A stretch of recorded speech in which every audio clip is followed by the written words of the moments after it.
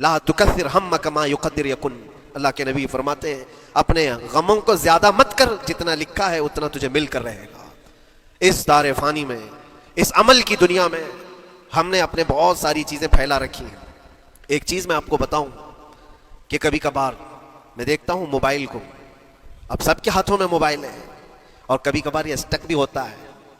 अच्छी अच्छी कंपनियों के मोबाइल भी स्टक हो जाते हैं, या तो कभी बहुत ज्यादा बैटरी गर्म हो जाती है और मोबाइल भी गर्म होने लगता है। फिर इसका हल क्या है? एक्सपर्ट से पूछते हैं, मोबाइल कभी हैंग हो रहा है या कभी बहुत बैटरी गर्म हो रही है, इसके रीजन क्या है?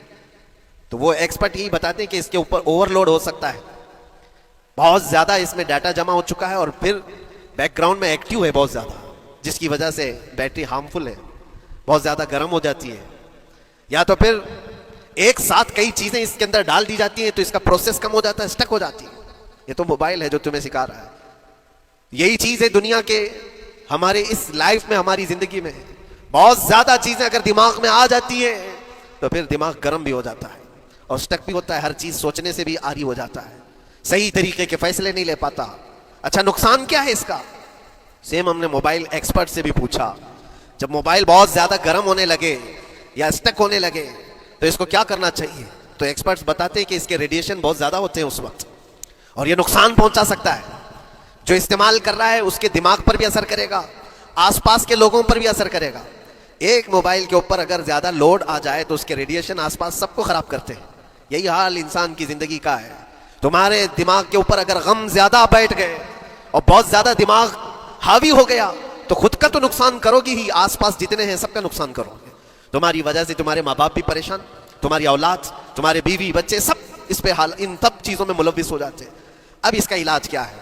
कहा गया मोबाइल को ऑफ कर दो, डाटा कम कर दो, इसके अंदर से कुछ चीजें डिलीट कर दो, फिर ये अपने नॉर्मल हालत में आ जाएगा। सेम आपके लिए भी है, दिमाग में दुनिया के बहुत सारे फितूर भरे हो तो थोड़ी चीजें डिलीट कर दो, थोड़े दिनों के लिए अपनी इस एक्टिव लाइफ को रोक दो और आ जाओ अल्लाह की बारगाह में और आंख बंद करके उसकी तरफ लौ लगाओ। इसलिए कि हमारी बैटरी जो चार्ज होगी वो खालिक कायनात से ही होगी, बनाने वाला ही बेहतर जानता है इसकी जिंदगी किस चीज से चलती है।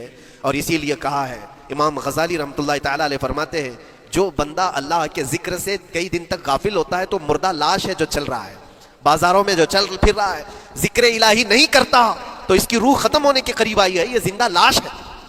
यहां जमाने हो गए, महीनों बीत गए, बरसों हो जाते हैं, कितने दिन ऐसे हैं आपने अल्लाह के जिक्र के लिए अलग से वक्त निकाला हो? कहां है वक्त? नमाज भी ऐसे पढ़ करके भाग जाते हैं जैसे लगता है कि कोई चीज हमारे ऊपर सवार थी, जल्दी से हटा दी और भाग गया। नहीं मेरे अजीजों, हमारी रूह जब बीमार होती है, हमारी रूह को जब भूख लगती है तो अल्लाह के जिक्र से इसका इलाज भी होता है और इसको रिस्क भी मिलता है। लेकिन हम रिस्क देते ही नहीं। कभी आपने देखा हमारी बॉडी को, सुबह नाश्ता ना करो, दोपहर में खाना ना खाओ तो शाम तक हमारा जिस्म हिचकोले लेने लगता है, चक्कर आने लग जाते हैं। क्यों? जिस्म 2 वक्त के खाने को छोड़ना बर्दाश्त नहीं कर पाता, कमजोरी आ जाती है। जिस्म को भूख लगती है, हमें खाना देना इसे जरूरी है। इसी तरह अल्लाह ने हमारी जो रूह बनाया है, रूह को भी रिस्क की जरूरत है। और रूह का रिस्क क्या है? रूह का खाना पीना क्या है? काजू बादाम मेवे पिस्ते खा करके रूह को ताकतवर नहीं बना सकते। फरमाया गया रूह की ग़िज़ा अल्लाह का जिक्र है। जब बंदा अल्लाह का जिक्र करता है तो उसकी रूह को ताकत मिलती है और रूह कमजोर नहीं रहती, ताकतवर बन जाती है। अज़ीज़ान